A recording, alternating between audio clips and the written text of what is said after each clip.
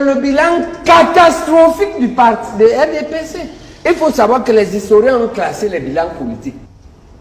Le pire bilan politique, c'est d'être au pouvoir, laisser écarter une guerre civile et la laisser là. En tout cas, une guerre civile. C'est pourquoi quand les Américains, les historiens américains classent le président, le pire c'est Buchanan. Qu'est-ce qu'il a fait? On te demande qu'il a fait quoi? Il a créé la guerre de sécession. En tout cas, si tu es marchand, si on ne dit pas que c'est portement, toi tu as créé. Mais si la guerre civile arrive à ton... pendant que tu es là, tu es marchand, parce que tu es dernier. Ce n'est pas seulement parce que les Camerounais souffrent, mes gars. Et c'est vous qui avez créé la guerre, la pauvre n'est pas là, Bamenda. Le chef de file, on le connaît, Moulinex. Les anglophones disent que c'est Moulinex qui a...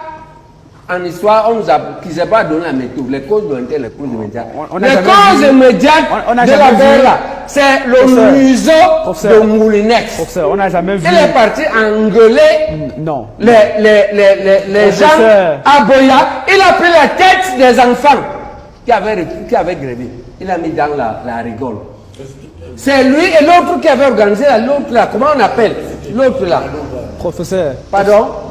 Professeur, on va se calmer. C'est vous qui avez créé la guerre. C'était pas... Donc, pauvre Paul Biya avec ces gens, vous, les mécalés, vous, comme l'agneau disait, comme le loup disait à l'agneau, vous, vos bergers, vous, chiens, vous ne nous épargnez guère. Merci. D'accord? Merci. Et vous n'avez pas rendu service à Paul Biya. Aujourd'hui, il traîne ça comme un boulet. Méca. Vous devez savoir, quand on va faire votre procès là-bas à l'intérieur du RDPC, chef Moulinet, deuxième petit Jaco, les gens qui gardent le pays avec sa bouche. Merci, non, professeur. Petit Jaco, professeur, merci. Merci. Le parti au pouvoir, il doit comprendre que les trois évêques là sont originaires du Grand de Nord. ce que Meka a appelé le fief du RDPC. Le Grand Nord. C'est-à-dire les nordistes non musulmans. Voilà leur porte-parole, trois, qui sont contre la candidature de votre chef. C'est quelque chose de très sérieux, posez-vous des questions. Et ça montre que, par contre, Jean Bargassi à Yaoundé, lui c'est un naïf. Qu'est-ce que les évêques nordistes sont en train de dire? Ils sont en train de dire que la question de la candidature du président Biya n'est pas la question uniquement du RDPC, elle n'est pas une question interne. Elle est une question hautement nationale. Pourquoi? Parce que c'est comme si on va dans un match où un capitaine d'une équipe, l'arbitre là est le père du capitaine de l'équipe A. Deux équipes font un match à la finale de la Coupe du Monde. L'Argentine contre le Brésil. Et l'arbitre est brésilien. C'est ça l'affaire. Et l'arbitre peut garder sa neutralité. Non, il ne peut pas. Parce que très bien, ta question est importante. C'est très bien poser cette question-là. C'est très bien la poser. L'esprit humain n'est pas comme ça. Ce n'est pas parce que Paul Biya elle est comme ne boue pas les unes parce que Paul Biya le lui demande. La Cour constitutionnelle ne fait pas les faux procès parce que Paul Biya le demande. Paul Biya est tranquille.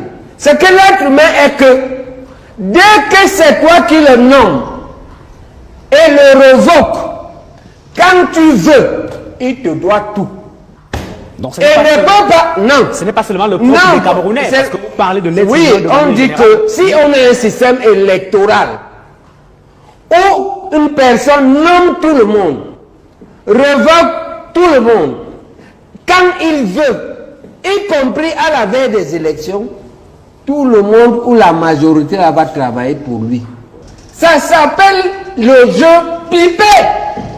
On est en train de, les évêques disent que depuis 40 ans, Paul Biya, toutes les élections que tu as gagnées là, tu as gagné parce que c'est toi qui es le chef de tout. Et donc, tu as deux alternatives. Ou en mars, l'UPC est en train de réfléchir que on va proposer à Paul Biya RDPC. On est en train de réfléchir au laboratoire.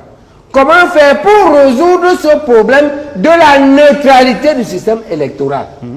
Il peut aller aux élections, mais avec un système neutre, en allant à l'Assemblée, en changeant les lois qui font la neutralité.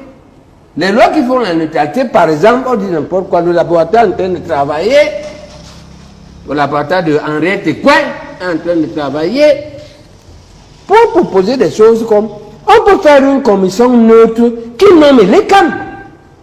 Quelque chose comme un de ses évêques, le chef des pasteurs, le représentant des musulmans, puis les représentants des partis ayant déjà siégé à l'Assemblée. C'est eux qui nomment les camps.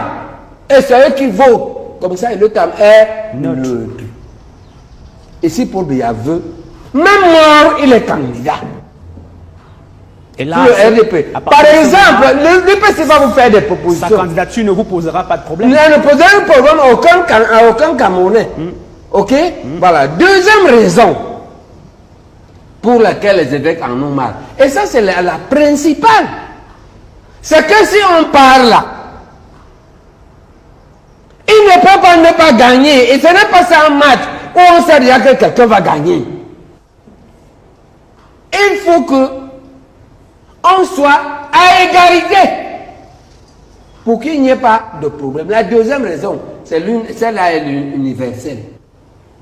C'est le bilan catastrophique du parti de RDPC. Il faut savoir que les historiens ont classé les bilans politiques.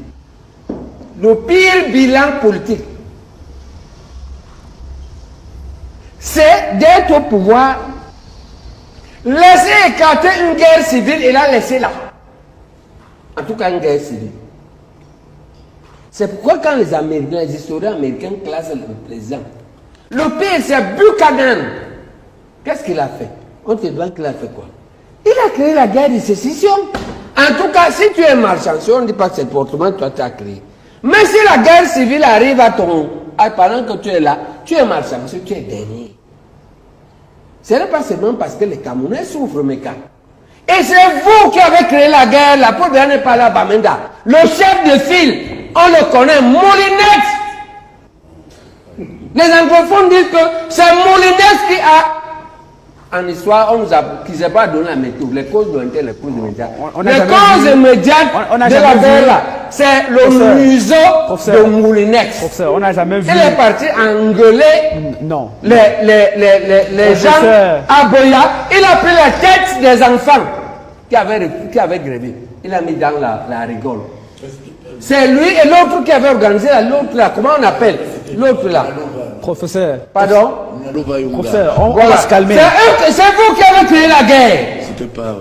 Donc, pauvre Paul Biya avec ces gens, vous, les mécalés, vous, comme l'agneau disait, comme le loup disait à l'agneau, vous, vos bergers, vous, chiens, vous ne nous épargnez guère. Merci.